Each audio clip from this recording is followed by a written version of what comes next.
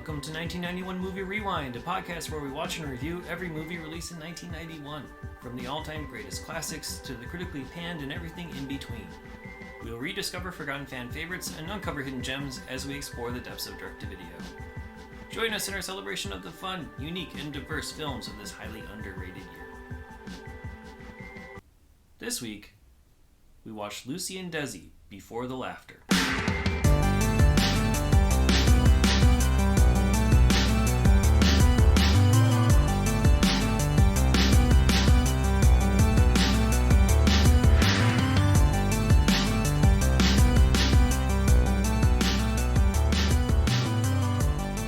Hi, this is Nikki. This is Jon, and thank you for joining us on 1991 Movie Rewind. In Lucy and Desi Before the Laughter, the famous couple are preparing to shoot the very first episode of I Love Lucy.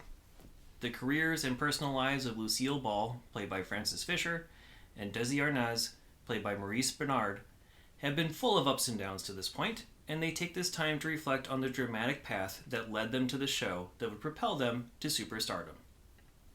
Screenplay by Cynthia A. Cherbak and William Luce, directed by Jarrott, and premiered on CBS on February 10th, 1991.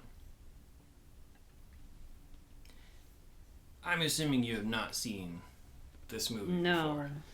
Yeah. I mean, this is a made-for-TV movie. Made-for-TV movie. I probably mispronounced a couple names there in the credits, and I apologize if I did. Made-for-TV movie, but it did get re-shown after the fact. In fact, the version that we watched was online through archive.org through a rebroadcast on the Weed Network. So, Yeah. you know, it's out there. It's also on VHS and possibly DVD. I couldn't actually find a physical copy that proves that it exists, but supposedly there may be a DVD copy. Anyway, whatever. The point is that someone thought this was a good idea to produce, and I think they were wrong. I mean, okay, I don't know. I know they've done other Lucy and Desi stuff since, but is this like one of the first Probably showings? one of the first, like, dramatic... about their lives? Yeah, like biography, biopic type things. Even though, I mean, they're iconic, like still... right? Yeah, I mean, and then they're still alive at this point. Yeah. Well, okay, Desi died in 86. Okay. So, but Lucille, she died in 89. I thought they I were... thought they were alive in the 90s, too. Me too. Weird. I thought they both died... I thought Lucille Ball died in the later 90s, but I guess I'm wrong. Yeah, we're way off We're on this. wrong. Okay, well... So this is like a couple years... Shortly after, yeah. Okay, because I thought, I was wondering, did they consult with them? But they probably could have consulted with their children. Well, I don't... Yeah, I mean, I think they could have. I don't know how much they did. And even so, I know that their daughter, Lucille Arnaz, did not like the way this movie came out.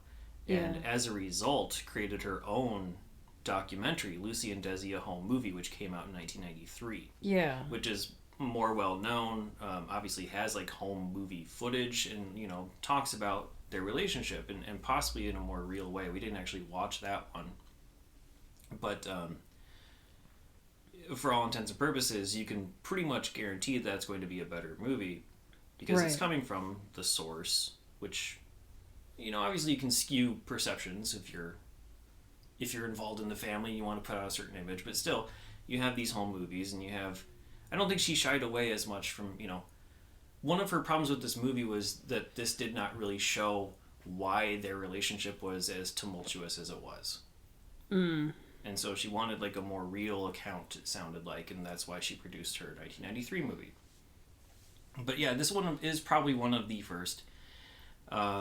It's been revisited since. In like 2003, there were two different movies as well. Yeah, I know there was, the movie just Lucy. called Lucy, and then there's the Desi Luce story. Yeah, Desi Luce Studios, also in 2003.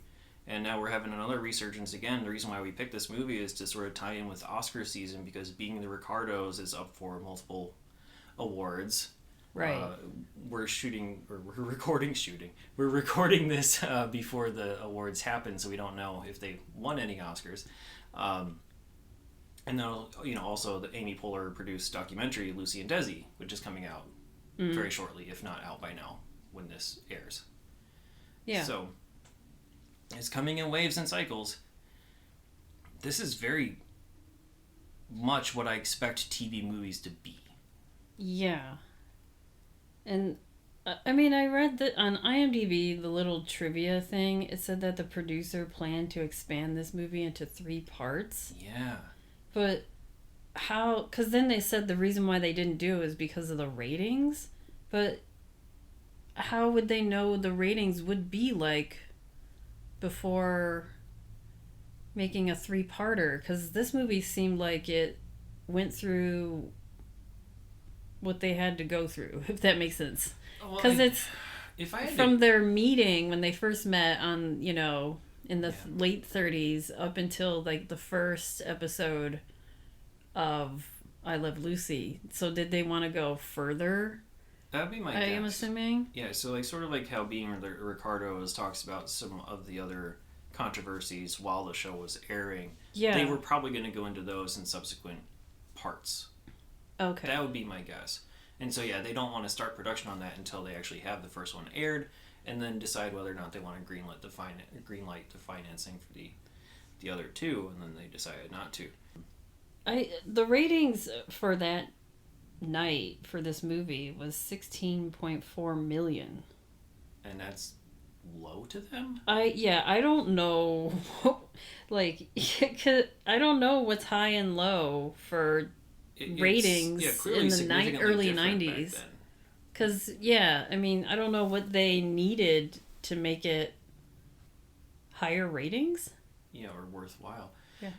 Because now a show that gets 2 or 3 million is considered a success. Right. But there's so many more there's options a million and channels, and there's it's tough to streaming compete. now. But back then there was, there was cable, but not everyone had cable. Yeah, but it's still like the main 4 were the thing, and right. really just the main 3. Fox was kind of an also ran at this point in its history, so that's why something like 2 or 3 million on Fox was considered to be a huge success for them, because they just did not have that established audience. They were considered as a throwaway channel to a lot of people. Yeah, I don't know. Do you have the other ratings for what premiered against it to see, like, did it win the night? Huh? Did it win the night, quote unquote? Did it have the highest ratings of its time slot? So there was 2 other movies on at the same time. One of them was another I was going to talk about this, like, for the TV part, but I guess I'll just do it now. Okay. But, so it was on at the same time. So the Lucy and Desi TV movie was on CBS, and it was on at the same time as another TV movie that we have on our list. It's called The Chase, and that's an NBC movie, and that had 14 million. So it was a couple million more than this other movie, The Chase. Okay. And then there was another, like, on ABC, they had the movie Big. So an airing of an actual movie. Yeah, an actual movie that's, a 1988 movie. Yeah. But that had 14.8 million. Okay. But, still, Lucy and Desi is 16.4. So I don't know, like, what they're trying to compare it to. I will say, okay, so before that... if you're only getting 2 million more than... like a TV rebroadcast of Big. An older movie. I would probably watch Big over that. Big was like 3 or 4 years old. It was clearly had been on home video for a while, right. And it still pulled in like only 2 million less than yours. Then now it starts to make a little more sense. Yeah. But I would have watched Big too. Yeah, because at that, especially at that time, I'm more interested in Big than. Because I didn't really know what I Love Lucy... I knew because from watching, like, Nick at Night and stuff, that's how I knew about I Love Lucy, but I wasn't, like, I need to know about the real people at that time in my life. Yeah, I think maybe that's part of what Well, okay, I guess the audience that they were going for were not kids our age, right? The Right. people who are seeing I Love Lucy on Nick at Night or, late night syndication on local channels or wherever it might have been airing. They were going for the people who were around at the time and probably watched it, in the fans of 50s, 60s, 70s reruns era, who were more interested in that type of stuff, because this is not a comedy. No. This is not lighthearted in I mean, any it's way. called Before the Laughter. Yeah. We're not laughing. Yeah. And there's also very little about the I Love Lucy era. So yeah, I think if they're planning on turning it into a trilogy, they probably were saying, it's going to be 3 Lucy and Desi movies. The first one is Before the Laughter. The second one is like, I don't know, During the laughter? Yeah, After the laughter. After the laughter. Yeah. Who knows? So yeah, I think they just didn't really anticipate the audience properly. It's not structured very well either, and obviously that's not something you're going to know going in, but the way everything is presented is purely through flashbacks. So they start out by getting the TV set ready in Desilu Studios. I mean, yeah, because that's kind of like how Being the Ricardos sort of starts with. Yeah, a little bit. It starts with their last episode. And then they kind of like reminisce. You mean their most recent at that time? Because it was like in the middle of like season 2 or something is when that movie takes place. But yeah, this one is like, they're getting a TV set ready for Desilu Studios while, the classic I Love Lucy theme song is playing like on a loop. And it kind of gets annoying immediately. Well, they start playing other songs. Yeah. But I mean, But it goes through like 3 or 4 loops of the I Love Lucy song without any breaks in between. And it's kind of annoying. to hype up the audience. And then they immediately go into the lyrical version because you see Desi, with his band. They were playing it the whole time. And, go into a song and dance, and they dance through the sets. And, it's a nice way to show that they built this massive soundstage worth of stuff.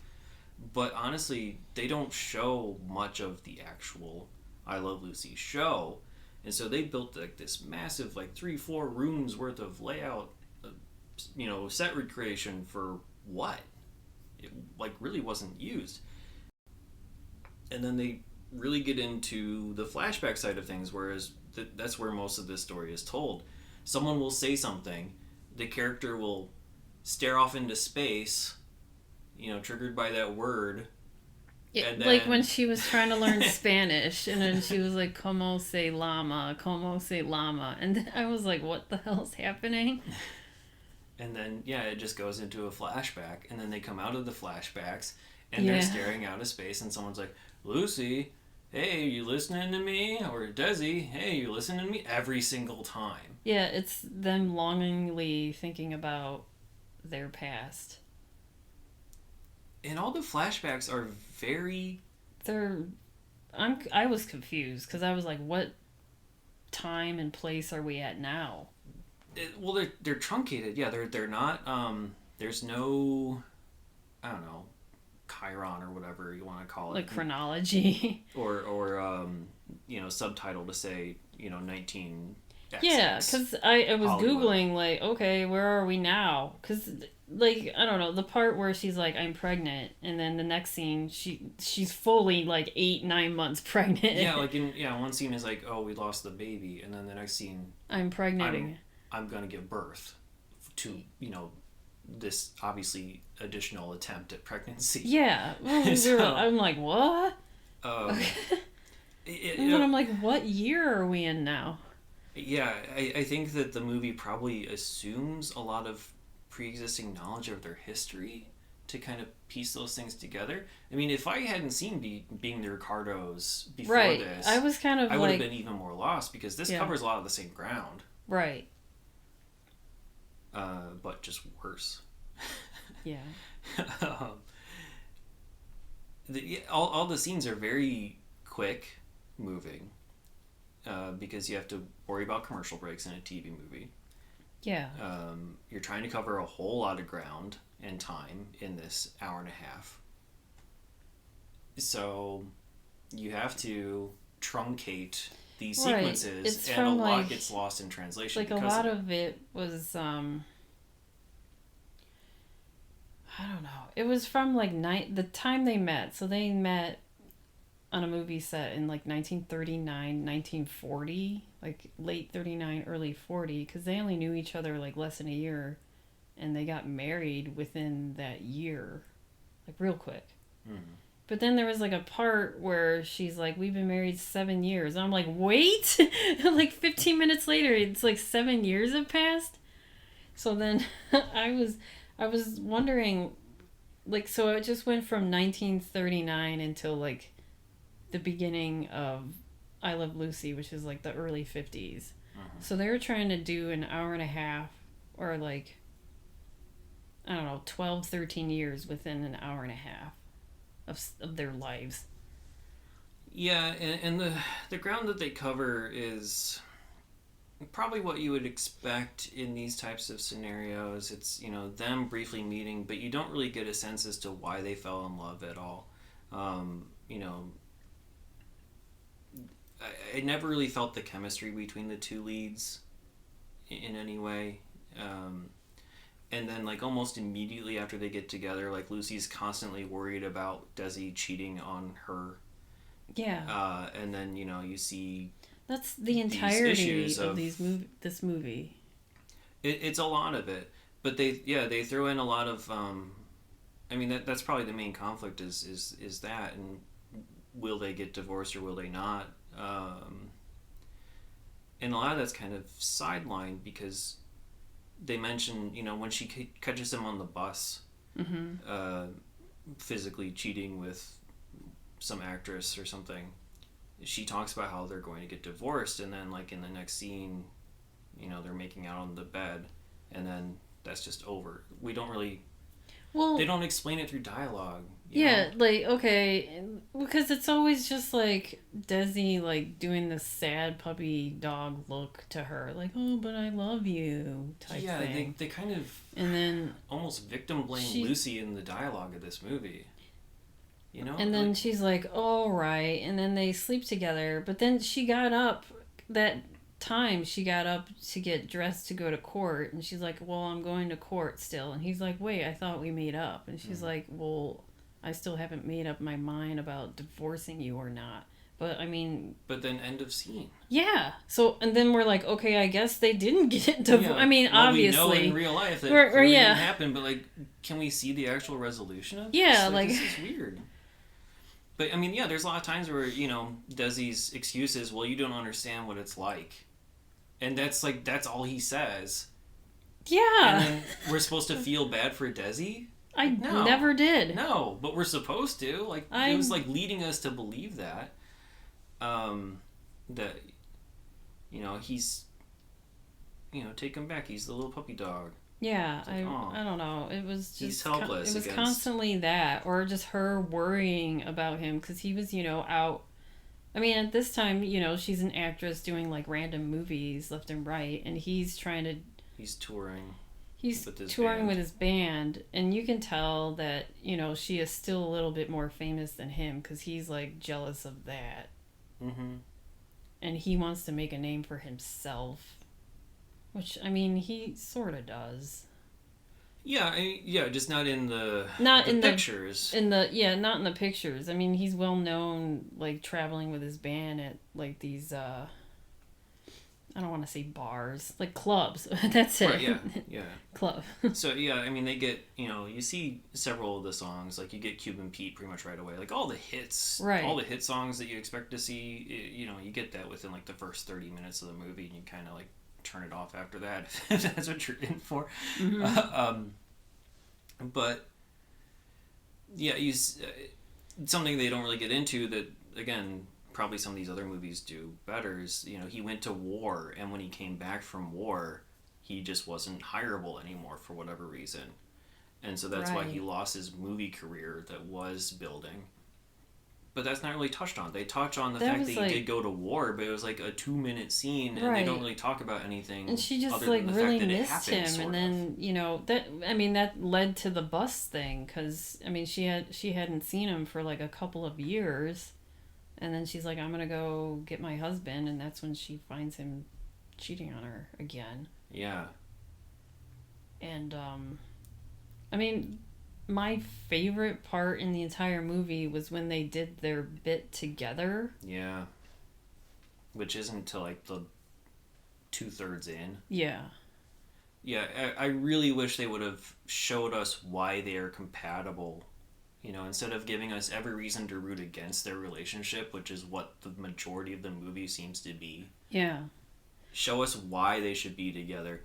And yeah, when they're on stage trying to basically pitch the idea of this show to a CBS executive. It's like look at us working well together. Yeah, so it's Lucy.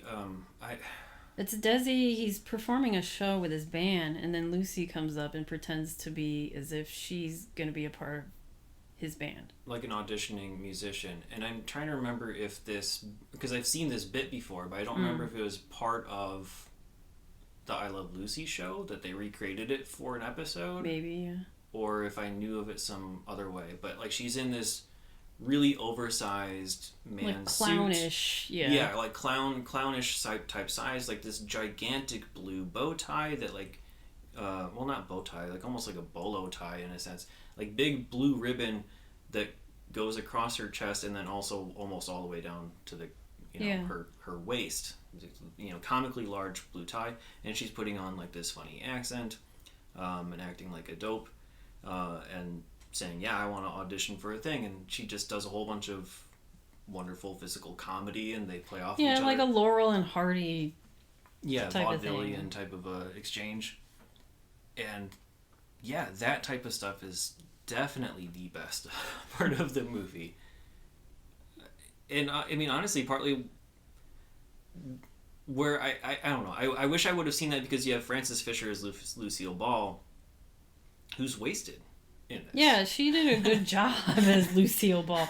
And I was like, she could still play her because she looks a lot like her. Yeah, physically, she's a great casting. And then when she got to do some of the physical comedy and, you know, actually like recreate some of the iconic scenes and stuff, she was in there. She was doing it the right way. Really, really solid performance by her when she got to do that. But most of her scenes are this stupid like soap opera melodrama. Yeah, it's like her crying over Desi cheating on her the entire time. And yeah, it's like, oh, crying because she's being cheated on, or crying because she's gone. Yeah. And that's about all her character gets. Mm-hmm. Nothing about, you know... about her career or anything. Not really. Virtually nothing, other than the reveal of her hair color change. Yeah, which people were like, red. Why? Yeah. And she was like, wouldn't it pop more? Yeah, I've heard it's going to pop more on camera. Yeah. So it just doesn't fit. Like, nothing, there's a bunch of pieces, but they're just scattered on the table. Nothing's put together. Okay, so then I will say that I'm going to have to make a note for our next year's best and worst of, because Maurice Benard is so far the worst actor. He gets worse than Eric Estrada. Yeah, it's unfortunate. And I was like, you might as well have Eric. I was like, Eric Estrada could probably do better. I was like, this is the worst acting. He hams it up a lot. The accent is really strange too. It seems like I feel like the dialogue is giving this version of Desi more broken English than what he actually does in real life. Yeah, I was... like, they make him sound stupider than what Desi was, on purpose. Yeah. And I was laughing at that, and I probably shouldn't have. No. I was like, this is over the top. Yeah, I mean, he is a soap opera actor, right? Mm-hmm. So General Hospital. Sonny Corinthos is his character's name. Right. Been active since 1993 until now. Still on the show. Yeah. 2,800 episodes plus. I should ask someone I know that still watches General. Like, do you know? They will know. They will. Yeah. He's a 3-time Emmy winner, daytime Emmy winner for the role. I saw that and I was like... 6-time Emmy nominee. I was like... beyond that. I'm like, he must be good as a soap actor, but not... I mean, doing a TV movie... That's what this is asking for, is soap opera acting. And it's very I was like, I exaggerated. wish I saw him in another role to see how he really is, but I don't know. He hasn't done a whole lot, honestly, besides General Hospital. He's done a couple other soaps. This is one of his earlier parts, but yeah, I mean, he hasn't been, he doesn't do movies on the side or anything like that. He pretty much just does General Hospital. He is going to be in the 1991 movie Her Wicked Ways as well, so we can see him and compare in that, where hopefully he isn't putting on this weird accent. Yeah. So yeah, there's a lot of like jealousy, there's a lot of crying, but it's pretty much all interstitials where someone will say something and then someone will, like I said, stare off into space and then come back out of it.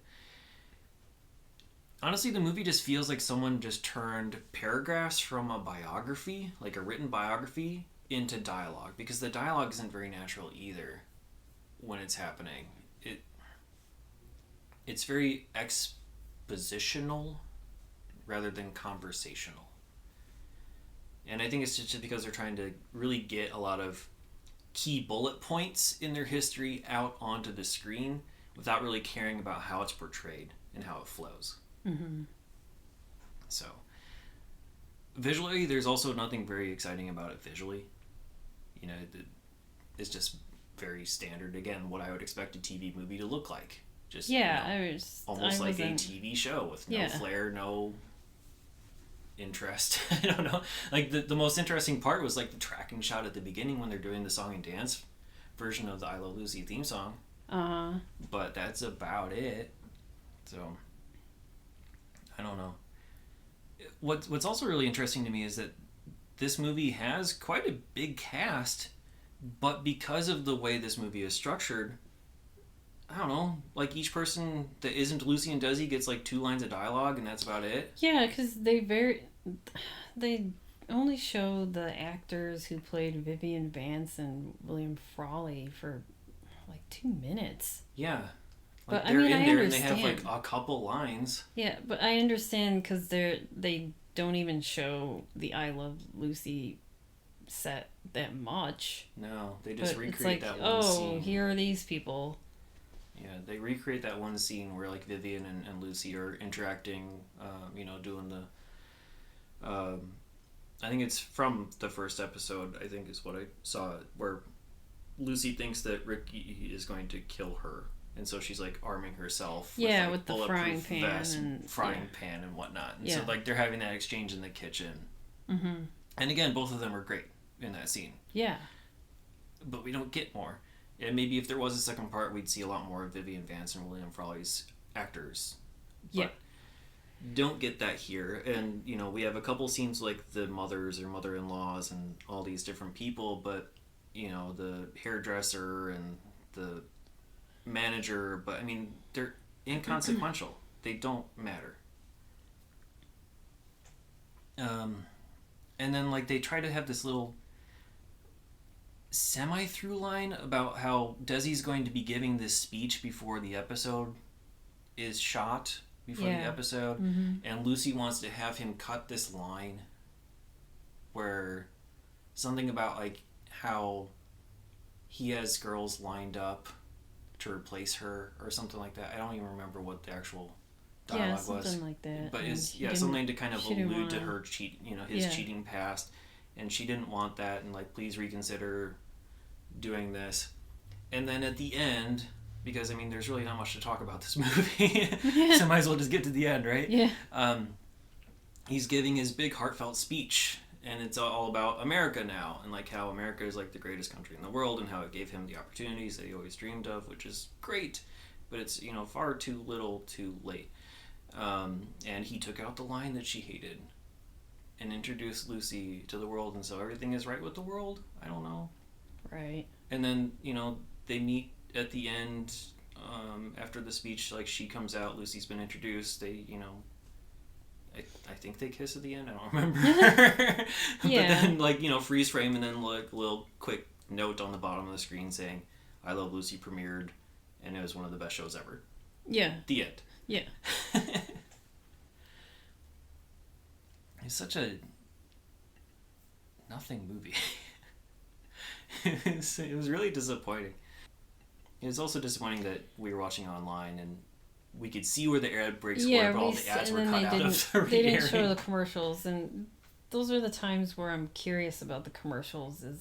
Like, even though it from wouldn't the have early been, 90s. Oh yeah, it wouldn't have been 1991. It would have been whatever it was the re-aired. Wii Channel re-air, but Yeah. still, seeing something from like 15 years ago is funny. give us something to look Or forward to every interesting. 15 minutes or so.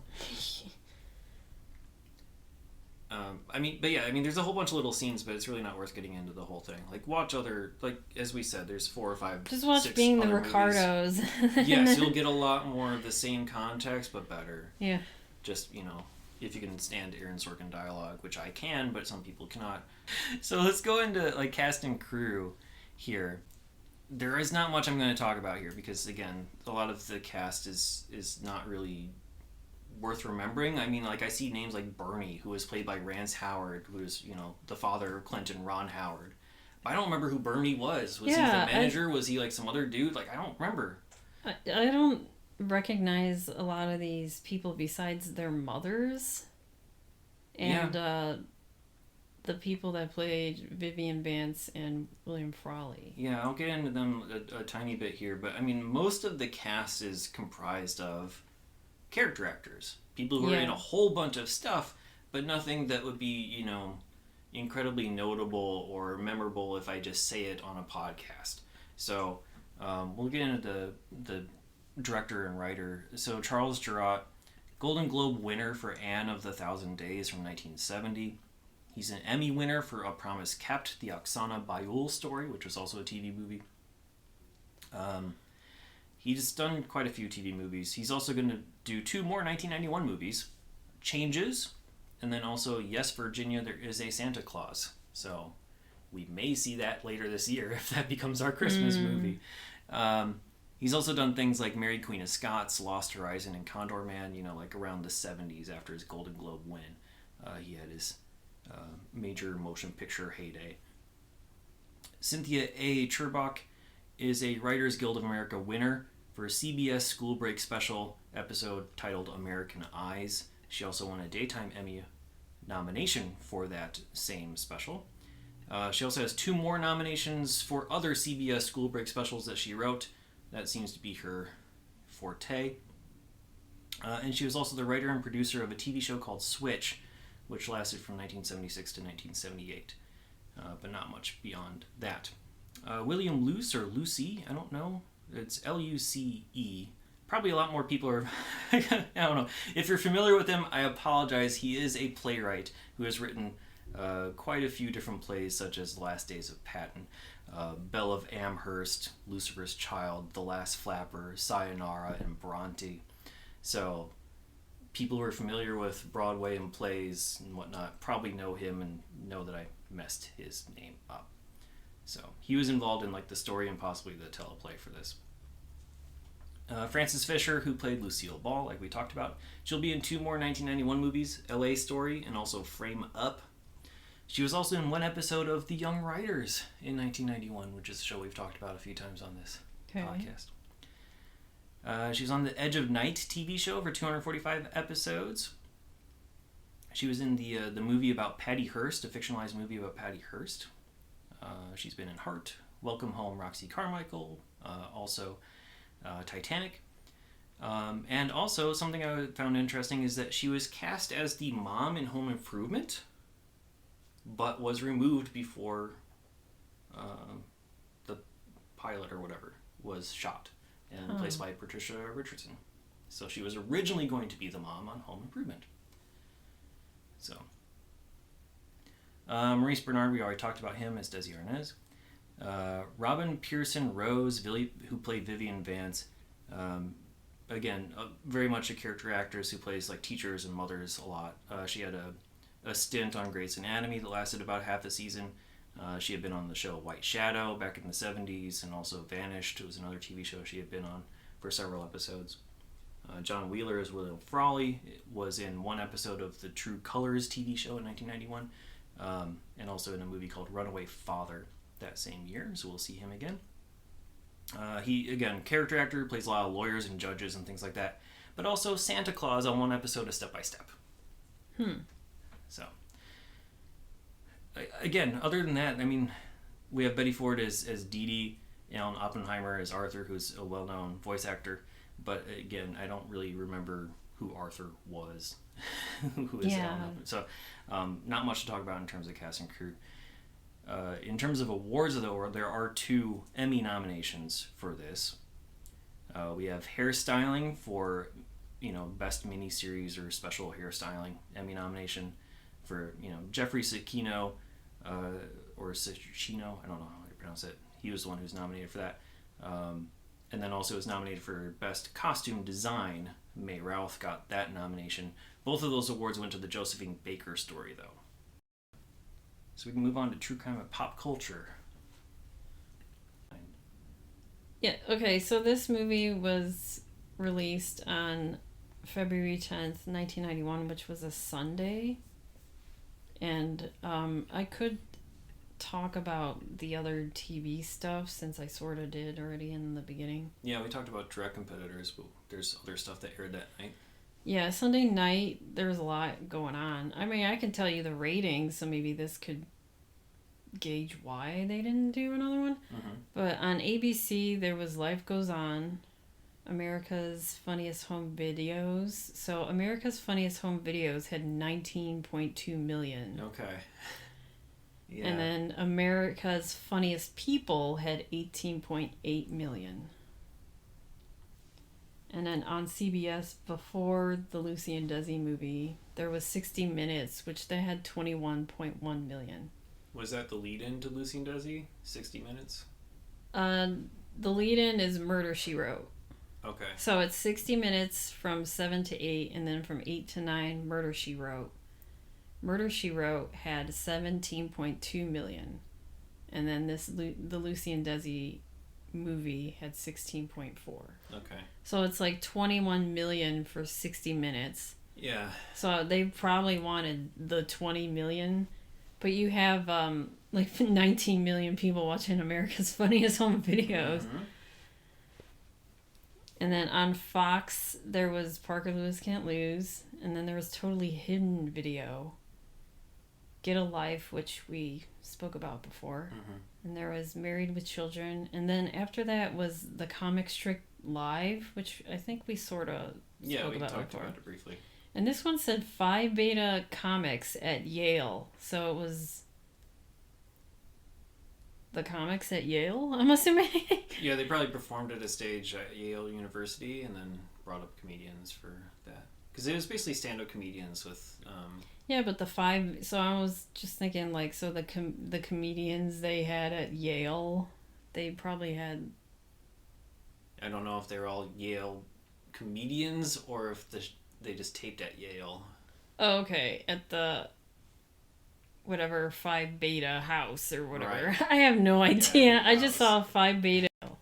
And I tried to find this stuff on YouTube. It's not there. I mean, that sounds... I would love to see that because that probably sounds bad. I don't know. It could.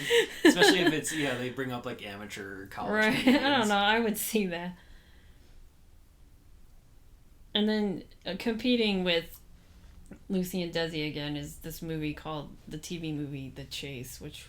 Well, it's on our list.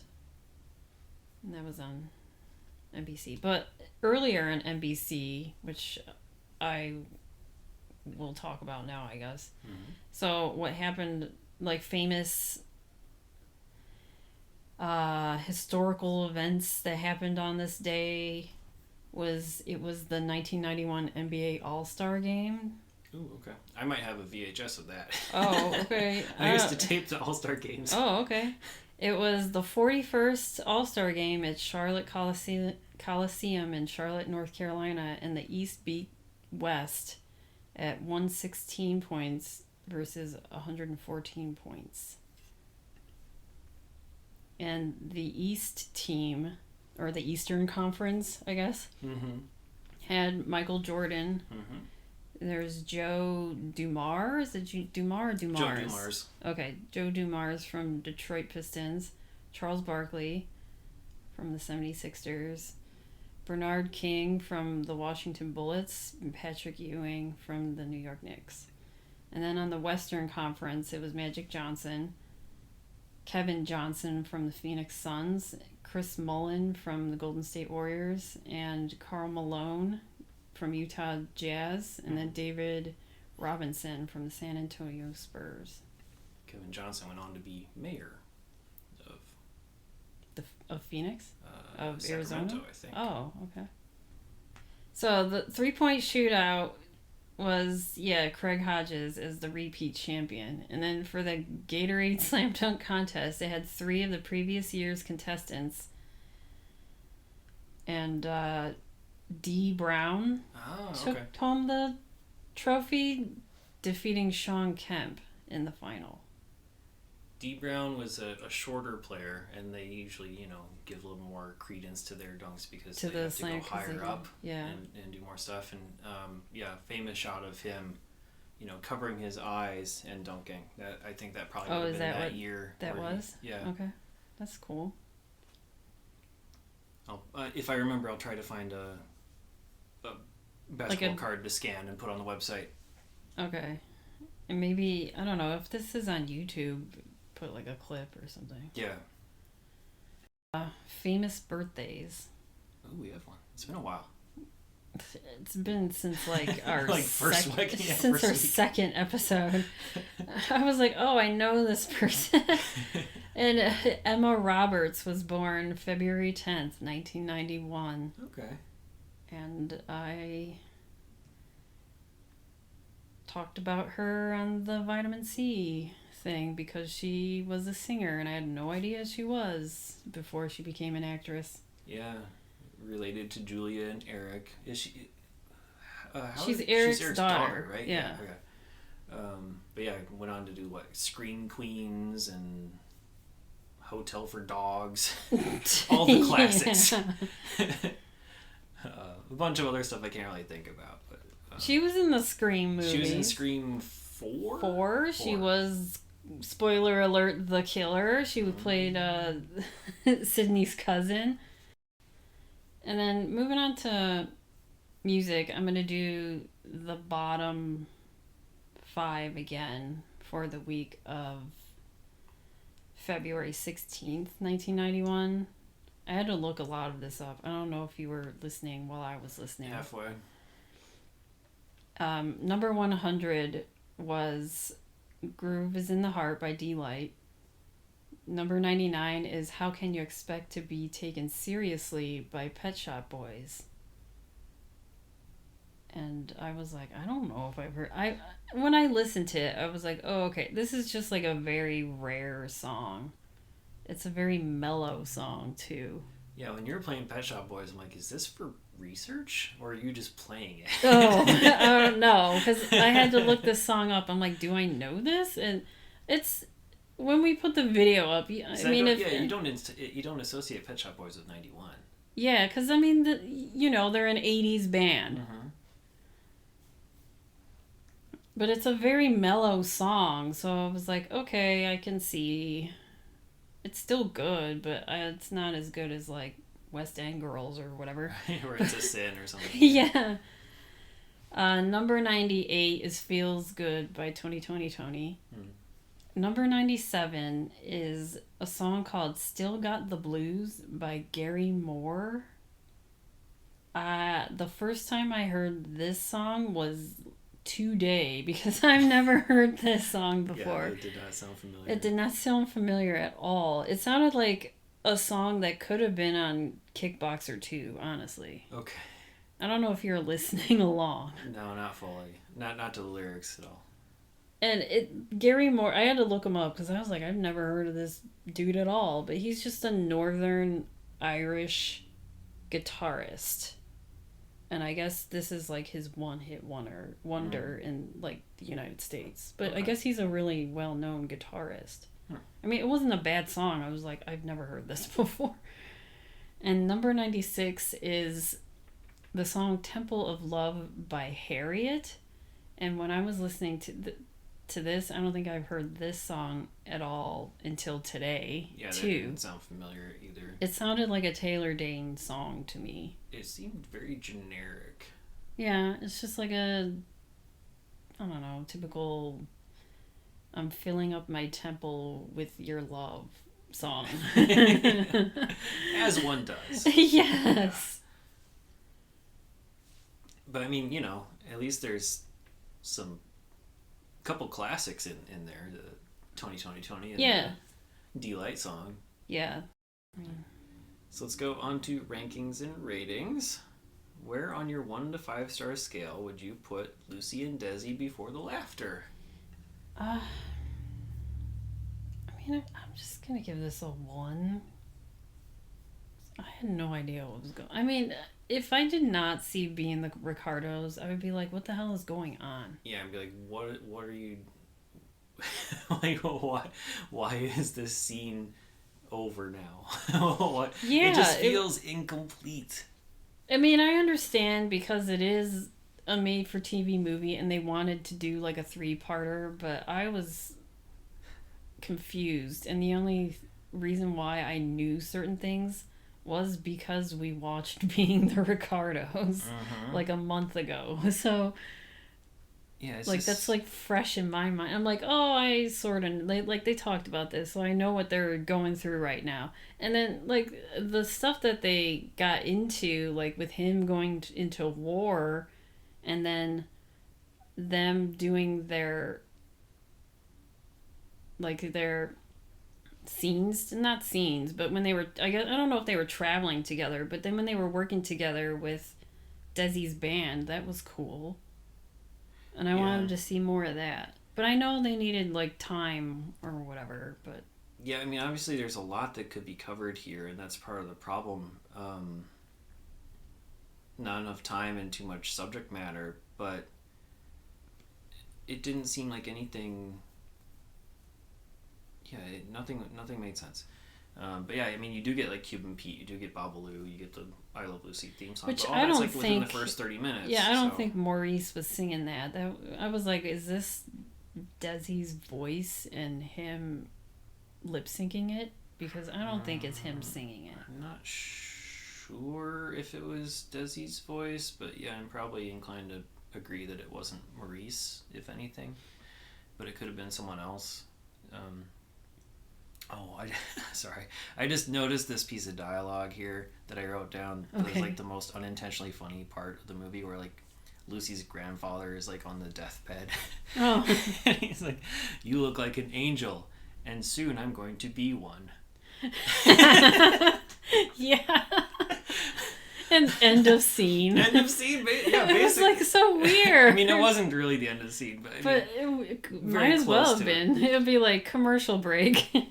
So, I mean, that's the kind of thing that you get in this movie. That's any indication. On my 0 to 4 star scale, this is my first 0. Wow. It's... Okay, aside from Frances Fisher as Lucille Ball, when she gets to be Lucille Ball, yeah, I mean, there's nothing good about this movie. If they did this 3-parter and they started to show more of her abilities, but I mean, I thought she was the best thing out of this entire thing. Yeah. This entire movie. Yeah. And I was like, justice for Frances Fisher. But I mean, she goes to do like Titanic and stuff. So yeah, I mean, whatever. she got along just fine. So yeah, I mean, yeah, there's nothing visually appealing going on. Obviously, the story and structure is terrible. The dialogue is terrible. Convoluted. So yeah, it's a 0. It's my first 0. Every movie is worth watching once. Would you watch this again? No, definitely not. I mean, honestly, there are some 0-star movies that I would, because they're schlocky bad. And I enjoy that. This is not that. This is just not great. Yeah, there's so many other options that we talked about before of like, if you want behind the scenes stuff, go there. Do not go here. But if for some reason you do want to watch Lucy and Desi Before the Laughter, as of this recording, in March 2022, it is available on VHS, possibly DVD, and then like archive.org or other little pieces of the internet. As always, check your local listings. You can find us on all of your major podcasting platforms. Please remember to rate, review, subscribe, and tell your friends. It does help us out a lot.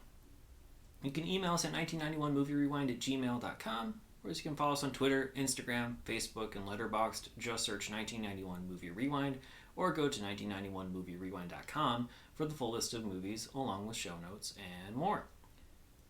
Next week, we're going to be watching Enchanted April for our first April episode of the year. That's available on Pluto TV, digital rental, VHS, and DVD. We will see you then. Thanks.